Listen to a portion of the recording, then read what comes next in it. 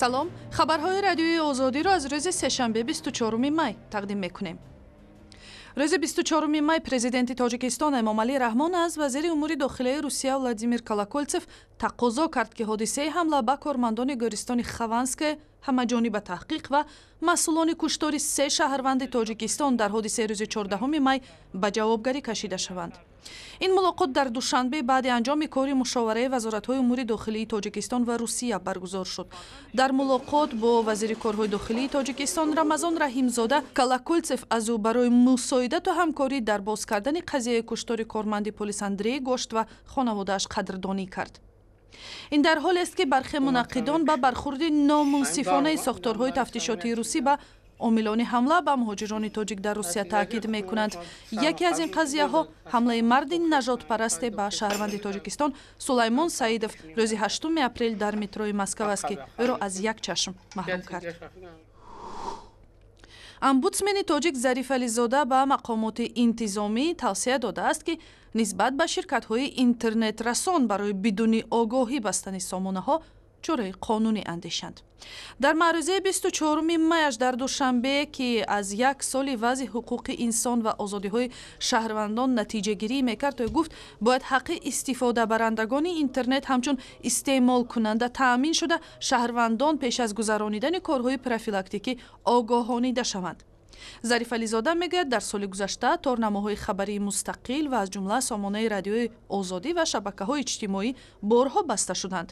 дар ҳоле ки ширкатҳои интернетрасон сабаби маздудшавии сайтҳоро маъмулан ба дарёфти амр аз боло ишора мекунанд, хадамоти алоқаи тоҷикистон борҳо дар ин робита изҳори бехабарӣ карда ва ё мушкилоти фанниро баҳона овардааст. ҳастанд баъзе сомонаҳое ки дар ҳақиқат аз ҷониби хадамот дастури бастани онҳо дода мешавад. ин ҳам бошад сомонаҳои ифротгароиву террористие ки ҷалби шаҳрвандонро дар он ҷо паҳн мегардад. ҳамин сомонаҳо танҳо ҳамин сомонаҳо яъне ки бо дастури хадамоти алоқа баста мешаванд аз ҷониби ширкатҳо. дар тоҷикистон ба мушоҳидаи созмонҳои мудофиаи ҳуқуқи башар маъмулан сайтҳои маҳдуд ва масдуд мешаванд ки дар бораи таҳаввулоти сиёсиву иҷтимоии кишвар матолиби интиқодӣ нашр мекунанд. дар рӯзи аввали амалиёти густардаи нирӯҳои ҳукуматии Ироқ чанд минтақа дар канораҳои Фаллуҷа аз зери назорати ҷангиёни гурӯҳи давлати исломӣ озод шуд. дар ин бора мақомоти расмии Ироқ рӯзи 23 май хабар доданд. нирӯҳои амниятӣ тавонистанд ба манотиқи Гармо, Шиҳобӣ ва Аз-Саҷар ворид шаванд. ҳукумати Ироқ аллакай ин амалиётро муваффақиятомез номидааст. дирӯз дар боғи ирами шаҳри душанбе як сайри умумӣ бахшида ба рӯзи ҷавонон доир шуд.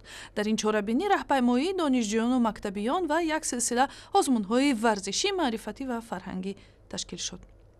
кумитаи ҷавонон, варзиш ва сайёҳии Тоҷикистон мегӯяд ин гуна чорабиниҳои дона дар саросари ҷумҳурӣ доир шуданд. ба қавли мақомдорони ин кумита дар ҳоли ҳозир ҳадди ақал 70% аҳолии Тоҷикистон ҷавонон мебошанд. 6 миллион аҳолиро ҷавонон ташкил медиҳанд ва ҷавонони аз синни 14 то 30 сола 3 миллиону 200 ҳазор нафарро ташкил медиҳанд.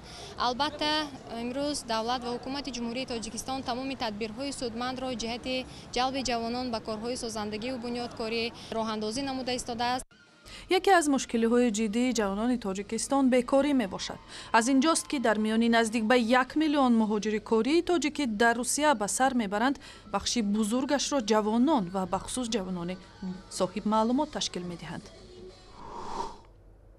ҷонибек Муродов, овозхони попи тоҷик, баъди анҷоми силсила консертҳояш бо Шабнами Сурайё дар шаҳрҳои Москву Санкт-Петербург мегӯяд аз истиқболи гарму бесобиқаи ҳамватанон дар Русия дар ҳайрат мондааст.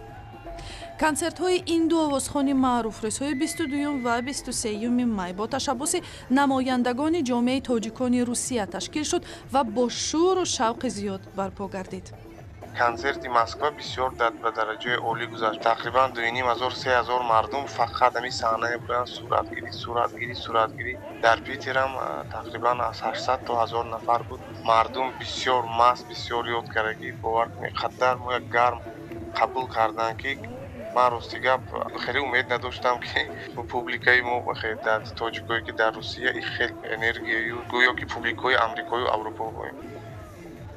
дар ин консертҳо Шабнам ва Ҷонибек ҳам дар алоҳидагӣ ва ҳам дар дуэт таронаҳои маъруфу шинохтаи худро пешкаши ҳаводорон карданд.